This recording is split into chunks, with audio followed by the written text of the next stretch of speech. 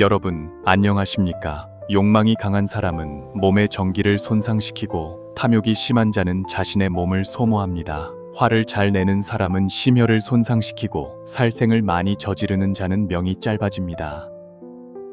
부처님께서는 모든 것이 마음에서 비롯된다고 가르치셨습니다. 그러므로 한 사람의 죄업 또한 마음에서 생겨납니다. 사람마다 태어날 때 업보를 가지고 태어납니다. 이는 여러 생애와 여러 겁에 걸쳐 온갖 원인으로 지은 죄업들입니다. 소멸하지 않으면 이 업보들은 쌓여 장애가 되고 우리 삶을 가로막습니다. 그것들은 우리 몸속에 숨어 정기, 신기, 그리고 에너지를 빨아들입니다. 에너지가 부족하면 그것들이 교란하여 사람을 미혹하게 만들고 정신을 흐리게 합니다. 그러므로 에너지가 부족하면 몸을 유지하기 어려워 늘 피곤하고 무겁게 느껴집니다. 부처님께서는 모든 것이 마음에서 비롯된다고 하셨습니다. 그러므로 죄업 또한 마음에서 일어납니다. 지장경에는 이 부질없는 세상의 중생들은 마음을 일으키고 생각을 움직이는 것이 업이 아닌 것이 없고 죄가 아닌 것이 없다고 기록되어 있습니다. 이 말은 업장이란 불선한 생각으로 인해 생겨난다는 의미입니다. 그러므로 사람들은 종종 업장을 큰 죄를 짊어진 사람, 죄가 산처럼 깊은 사람에 비유합니다. 정념 쟁리엔 알은 부처님께서 모든 중생에게 가르치신 8가지 바른 길 중 하나입니다. 정념이란 마음을 항상 바른 길로 향하게 하고 삿된 생각이 일어나지 않도록 하는 것입니다. 불교의 6년 법문 리우니엔파문을 예로 들면 염불니엔부, 염법니엔파, 염승니엔생, 염계니엔제, 염시니엔시, 염천니엔텐이 있습니다. 이것이 바로 정념의 표현입니다. 업장이 깊고 무거운 사람들은 수행 과정에서 정념을 잃기 쉬워 망상이 더욱 많아지게 됩니다. 사람마다 태어날 때 업을 가지고 있습니다. 소멸하지 않으면 업은 쌓여 삶의 장애를 일으킵니다. 인생의 고통이 많은 까닭은 과거에 많은 악업을 지었기 때문입니다. 생로병사, 애별리고, 원증회고, 구부득고에서 벗어나고 싶다면 업장을 소멸해야 합니다.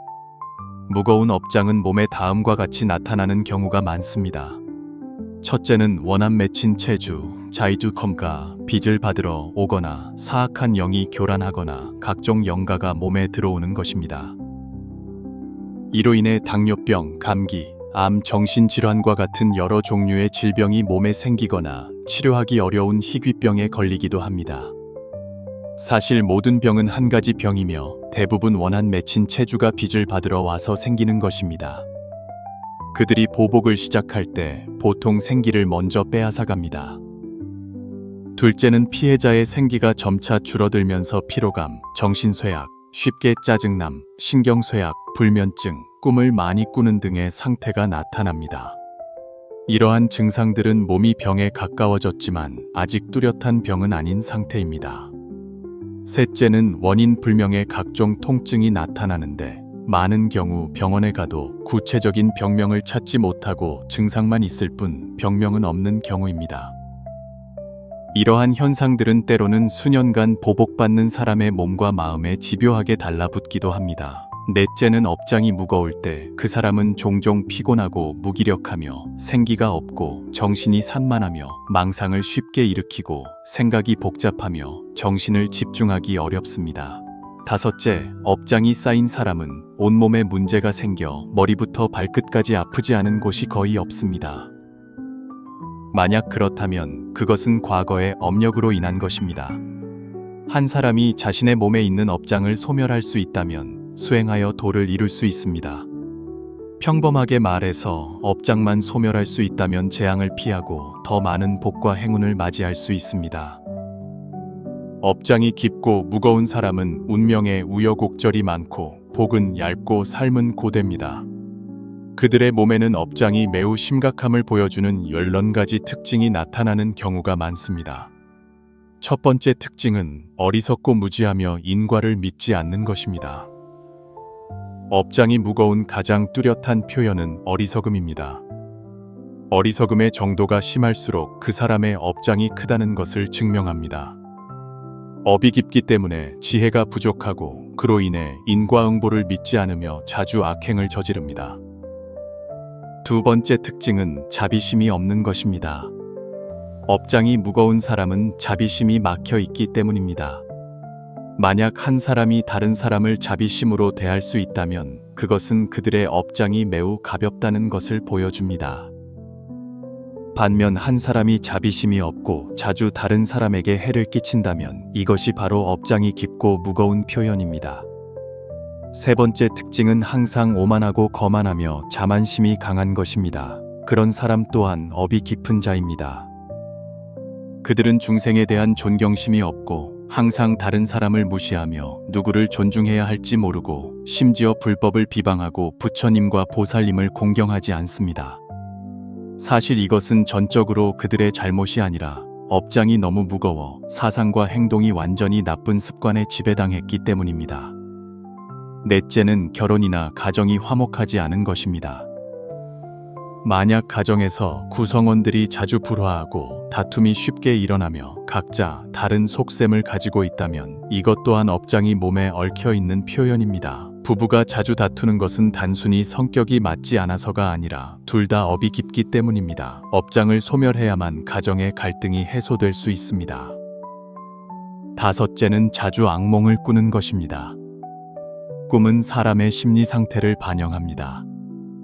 민간에는 착한 사람은 좋은 꿈을 꾸고 걱정이 없고 번뇌가 적은 사람은 좋은 꿈을 꾸거나 아예 꿈을 꾸지 않는다는 말이 있습니다. 반면 업장이 무거운 사람은 악몽을 꾸기 매우 쉽습니다. 여섯째는 소인배를 자주 만나는 것입니다. 한 사람이 업장에 얽매이면 귀는 멀어지고 소인배는 점점 더 가까이 다가옵니다. 만약 당신 주변에 항상 소인배가 괴롭힌다면 그것은 업장이 너무 무겁다는 표현일 가능성이 큽니다.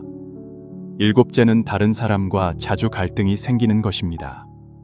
만약 동료나 친구 사이에 자주 마찰이 생기고 인간관계가 점점 나빠진다면 그것 또한 업장의 표현입니다.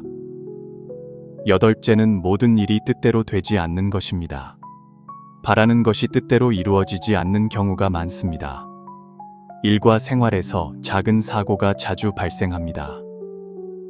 이러한 사고들은 사실 당신이 너무 많은 업을 짊어지고 있다는 것을 보여주는 표현이기도 합니다. 아홉째는 다른 사람에게 자주 화풀이를 하는 것입니다. 업이 무거운 사람은 다른 사람에게 책임을 전가하는 경향이 있습니다. 분명히 자신이 저지른 일인데도 자신의 잘못을 보지 못합니다. 다른 사람이 자신을 어렵게 만든다고 여기고 무슨 일이든 다른 사람 탓으로 돌립니다. 열 번째는 입으로 더러운 말을 자주 하는 것입니다. 업장이 있는 사람은 구업코리에이 청정하지 못하여 거짓말을 하고 이간질하며 악담이나 비방하는 말을 자주 합니다. 11번째 특징은 번뇌가 너무 많은 것입니다.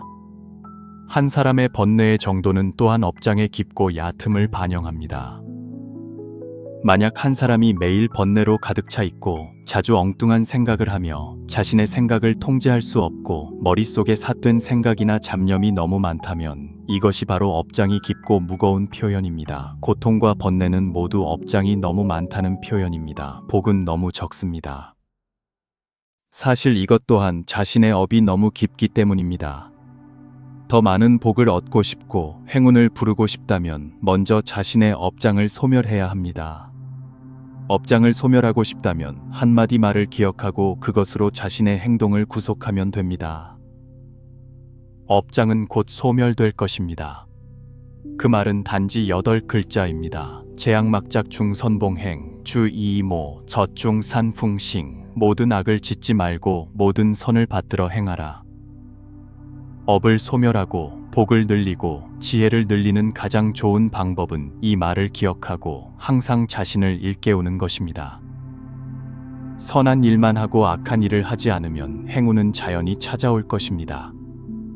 업장이 많은 것은 두려운 일이 아닙니다. 가장 두려운 것은 뉘우칠 줄 모르고 계속해서 업을 짓는 것입니다. 관무량 수경에는 아사세왕이 매우 무거운 업을 지었다고 기록되어 있습니다. 아버지를 죽이고 어머니를 해쳤을 뿐만 아니라 데바다타의 꼬임에 빠져 승단을 파괴하는 데 가담했습니다. 불교에서 오역죄 운이주의와 시박, 시이과 같은 죄들을 그는 거의 다 저질렀습니다. 그러나 아사세 왕의 결말은 나쁘지 않았습니다. 임종시에 그는 자신의 잘못을 깨닫고 진심으로 참회하며 자신을 바꾸고 업장을 소멸하기를 원했습니다. 마침내 그는 왕생했습니다. 이 예는 당신이 어떤 죄나 업장을 얼마나 무겁게 지었든 그것은 두려운 일이 아니라는 것을 보여줍니다. 당신이 진심으로 참회하고 더 이상 악업을 짓지 않으며 그 이후로 제약막작 중선봉행의 원칙을 굳게 지킨다면 업장은 자연히 점차 소멸되고 복과 행운이 찾아올 것입니다. 금강경에는 또한 만약 어떤 사람이 이 경을 손에 들고 독송하는데 세상 사람들에게 업신여김을 당한다면 그것은 바로 전생의 업장을 소멸하고 있는 것이다. 이것은 좋은 일이다 라고 말합니다. 금강경을 혼자 독송하거나 다른 사람에게 금강경을 가르치는데 세상 사람들에게 업신여김을 당하는 것도 과거의 업을 소멸할 수 있습니다. 이와 마찬가지로 우리가 선행을 하고 덕을 쌓을 때 장애를 만나거나 다른 사람에게 비난을 받는 것도 사실은 업장을 소멸하고 있는 것입니다. 그것 또한 좋은 일입니다. 만약 당신이 복이 얇고 명이 고되다면 이 말을 기억하십시오. 꾸준히 노력하고 작은 선이라고 해서 하지 않는 일이 없도록 하고 작은 악이라고 해서 저지르는 일이 없도록 하십시오. 다른 사람에게 업신여김을 당하는 것을 두려워하지 말고 자신의 노력이 보답받지 못할까 걱정하지도 마십시오. 왜냐하면 당신이 선행을 했는데 아직 결과를 보지 못했다면 사실은 업장을 소멸하고 있기 때문입니다. 그러니 걱정할 필요 없이 진심으로 선행을 하는 것이 업장을 소멸하는 가장 효과적인 방법입니다. 바로 행동하는 것입니다. 악을 끊고 선을 닦으며 인과를 깊이 믿고 자신을 위해 복과 음덕을 자주 쌓으십시오. 자주 참회하고 더 이상 악업을 짓지 않기만 하면 과거의 죄업은 점차 소멸될 것입니다. 당신이 순조롭지 못한 일이나 번뇌를 만났을 때 만약 아직 내려놓지 못한다면 다음 두 구절이 당신에게 도움이 될 것입니다. 첫 번째 구절을 마음속으로 조용히 외우십시오. 일체유의법 여몽환 포영 여로여겨전 응자겨시관 이치의 유웨이파 루몽환 파오잉 루루이 루덴잉 저 루시관 모든 함이 있는 법은 꿈과 같고 환상과 같고 거품과 같고 그림자와 같으며 이슬과 같고 또한 번개와 같으니 마땅히 이와 같이 관하라. 이 구절은 금강경에서 나온 것이며 또한 이 경 전체에서 가장 중요한 구절 중 하나입니다. 당신이 이 구절을 마음속으로 조용히 외울 때 번뇌는 줄어들고 업장도 가벼워질 것입니다. 우리가 매일 번뇌가 끊이지 않는 것은 사실 일이 우리를 번뇌하게 만드는 것이 아니라 우리가 일에 대한 이해가 부족하여 마음속에서 번뇌가 일어나 고통으로 이어지는 것입니다. 당신이 겪는 순조롭지 못한 일들, 당신이 느끼는 번뇌들이 사실은 인연이 화합하여 이루어진 현상일 뿐이라는 것을 깨달을 수 있을 때, 그리고 당신이 긍정적인 마음으로 자신의 번뇌를 관찰할 때 그 번뇌는 사라질 것입니다. 금강경에는 세상의 모든 일은 인연이 화합하여 이루어진다고 말합니다. 마치 꿈과 같아서 사실은 진짜가 아닙니다. 만약 당신이 눈앞의 일들을 단지 꿈 같은 경험으로 볼 수 있다면 업장은 줄어들고 번뇌도 가벼워질 것입니다. 우리가 많은 업장을 짊어지는 까닭은 너무 집착하여 항상 눈앞의 모든 일을 너무 중요하게 여기고 그것들을 진짜라고 여기면서 당신이 겪는 모든 것이 사실은 단지 꿈이라는 것을 모르기 때문입니다. 당신이 꿈에서 깨어났을 때 당신은 자신이 너무 어리석었다는 것을 깨닫게 될 것입니다. 이 구절을 자주 외우면 분별을 내려놓고 망상과 집착을 내려놓는 법을 배우는 데 도움이 될 것입니다. 당신이 그것들을 내려놓을 수 있을 때 업장 또한 자연히 사라질 것입니다. 두 번째 구절은 만반장국어 유유업수신 완반 다이브 큐위 유예 수신 만 가지를 가져갈 수 없고 오직 업만이 몸을 따른다입니다. 인생에서 사실 당신의 것이 아무것도 없다는 것을 깨달을 때 번뇌도 줄어들 것입니다. 많은 사람들이 물질을 너무 중시하여 그 때문에 물질을 추구하는 과정에서 재앙과 불행을 겪습니다. 당신이 물질을 가볍게 여기는 법을 배울 때 당신의 정신적 경지는 향상될 것입니다. 임종시에 당신이 가져갈 수 있는 유일한 것은 당신이 지은 업, 당신이 심은 인과뿐입니다. 그러므로 반드시 많은 선한 인연을 심고 인연에 따라 옛 업을 소멸하며 새로운 업을 더 이상 짓지 말아야 합니다. 당신이 선행을 자신의 행동 기준으로 삼을 때 행운이 찾아올 것입니다. 수백, 수천의 경전을 배운다 해도 이미 지은 업은 사라지지 않습니다. 순조롭지 못한 일을 만났을 때 인과를 기억하고 인과의 힘을 사용하여 불운을 해결하는 방법을 이해해야만 근본적으로 해결할 수 있습니다. 많은 사람들이 불평하기를 좋아합니다. 남편이 좋지 않아요. 아이들이 말을 듣지 않아요. 시어머니는 저와 사이가 좋지 않아요. 그럼 제가 무슨 말을 하고 싶을까요? 불평을 멈추십시오. 왜냐하면 당신이 오늘 겪고 있는 모든 것은 당신이 지은 업력으로 인해 나타난 것이기 때문입니다. 당신 주변의 모든 사람과 일은 당신 자신의 업력에 상응하는 반영입니다. 만약 당신이 과거에 선한 씨앗을 심었다면 오늘 당신은 좋은 결과를 얻을 것입니다. 만약 당신이 악한 원인을 심었다면 당연히 오늘 당신은 그 과보를 감당해야 합니다. 그러므로 한탄을 멈추십시오. 우리가 해야 할 유일한 일은 행동하는 것입니다. 바로 악을 끊고 선을 닦는 것입니다. 많은 동료 수행자들이 저에게 저는 이미 많은 선행을 했는데 왜 아직 변화가 보이지 않나요? 라고 말합니다. 그것은 당신이 단지 선을 닦고 있을 뿐 아직 악을 끊지 않았기 때문입니다. 당신은 아십니까? 일어나는 모든 생각 속에서 당신은 여전히 악한 생각을 하고 있다는 것을. 예를 들어 누군가가 당신을 욕할 때 당신은 반드시 되받아쳐야 속이 시원하다고 느낍니다. 그러므로 매일 많은 선행을 한다고 해도 여전히 악한 씨앗을 버리지 않는다면 그것은 당신이 업을 전환하는 데 도움이 되지 않습니다. 우리는 모두 평범한 사람이지 성현이 아닙니다. 그렇다면 어떻게 악을 끊어야 할까요? 첫째, 악한 생각이 일어났을 때 즉시 반성해야 합니다. 이 악한 생각은 좋지 않은 것이다. 나는 그것에 따라 행동해서는 안 된다. 만약 내가 행동한다면 그것은 악한 씨앗에 물을 주고 거름을 주는 것과 같다. 그것은 자라날 것이다. 그러나 내가 물을 주지 않고 거름을 주지 않는다면 심었다고 해도 자라지 못할 것이다. 바로 이 때문에 당신은 악을 끊고 선을 닦는 두 가지 일을 동시에 해야만 진정으로 업력을 전환할 수 있습니다. 그렇다면 업장을 소멸하기 위해 무엇을 해야 할까요? 첫째는 살생을 금하는 것입니다. 죄 중에서 살생업이 가장 무겁습니다. 살생을 금하고 방생하는 것은 살생업을 소멸할 수 있습니다. 만약 낙태를 했거나 동물의 생명을 해쳤다면 방생과 채식, 살생 금지를 통해 그 무거운 죄업을 해결하고 생명의 빚을 갚을 수 있습니다. 둘째는 사음을 금하는 것입니다. 사음은 쌓아온 모든 공덕과 선한 능력을 파괴할 것입니다.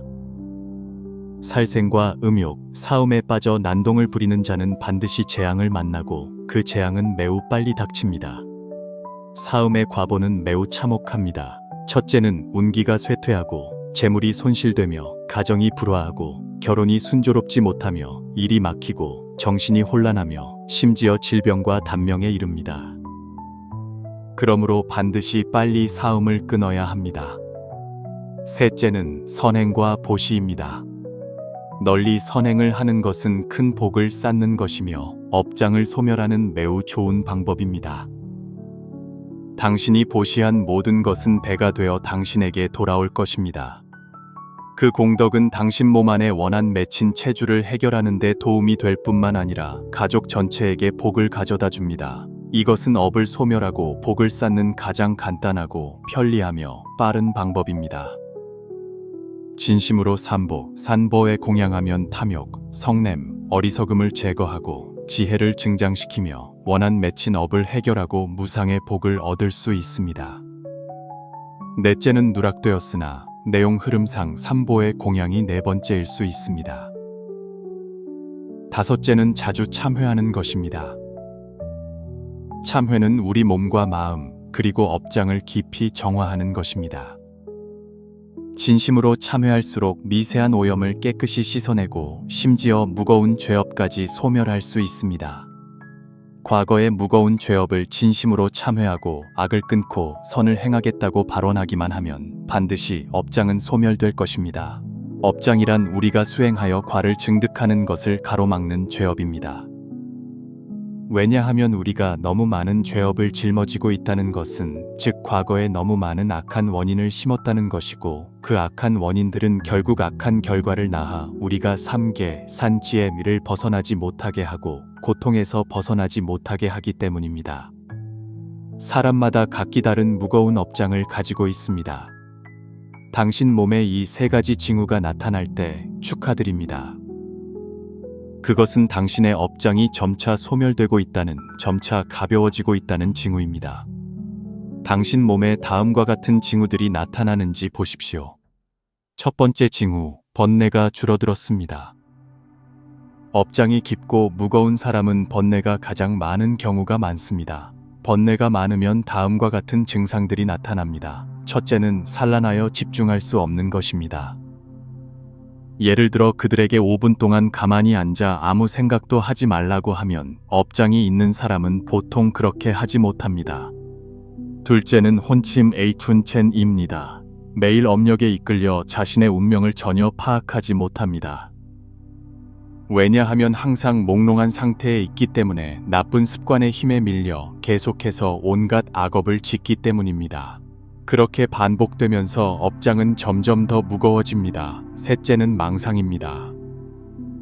업장이 무거운 사람은 마음이 항상 흔들리고 헛된 생각을 자주 하여 마음을 청정하게 할 수 없습니다. 그런데 업장이 가벼워지는 징후 중 하나는 번뇌가 점차 줄어드는 것입니다. 위에 언급된 증상들은 모두 우리가 번뇌를 끊지 못하게 하는 원인입니다. 업장이 가벼워지면 번뇌도 자연히 줄어듭니다. 업장을 줄이고 싶다면 수행해야 하며 개, 지혜, 정팅, 희애, 후이로 업을 소멸해야 합니다. 두 번째 징후, 운기가 좋아집니다. 업장이 가벼워질 때 또 다른 뚜렷한 징후는 운기가 좋아지기 시작한다는 것입니다. 업장이 무거운 사람은 삶에서 순조롭지 못한 일을 자주 겪습니다. 그것은 과거에 너무 많은 악업을 지은 결과입니다. 운기가 점차 좋아진다는 것은 당신의 복이 늘어났다는 것을 증명하며 동시에 업장이 점차 소멸되고 있다는 것을 의미합니다. 세 번째 징후, 몸이 더 건강해집니다. 몸을 관찰함으로써 당신은 또한 자신의 업장이 무거워지고 있는지 아니면 가벼워지고 있는지 알 수 있습니다.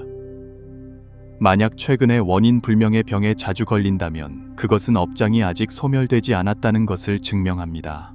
반대로 몸이 건강하다고 느끼고 그것을 유지할 수 있다면 그것은 업장이 줄어들고 있다는 것을 보여줍니다. 이 세 가지 징후가 나타날 때 너무 기뻐하지 마십시오.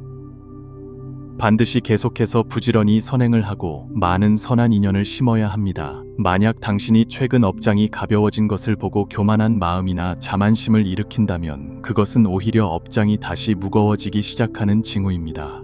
미래에는 더 큰 재앙을 만날 가능성이 매우 큽니다. 업장에 대해서 우리는 절대로 경계를 늦춰서는 안 됩니다. 꾸준히 포기하지 않고 조금씩 복덕을 쌓는다면 업장은 반드시 점차 소멸될 것입니다. 그러나 반드시 굳건히 해야 하며 중간에 포기해서는 안 됩니다. 그래야만 업장을 완전히 소멸할 기회가 생길 것입니다. 인연 있는 분이시여 끝까지 읽어주셔서 감사합니다. 오늘 영상이 당신에게 유익했다면 저를 지지하기 위해 좋아요를 눌러주시고 악을 끊고 선을 닦는다는 말로 화답해 주십시오. 당신이 자신의 삶에 책임을 지고 몸과 마음을 잘 지키며 다른 사람을 해치지 않고 자신을 해치지도 않기를 바랍니다.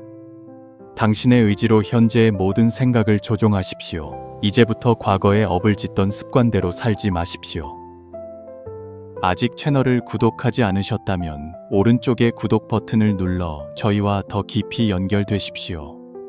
기꺼이 공유하고 선한 지식을 널리 퍼뜨려 주십시오. 공덕이 무량합니다. 여기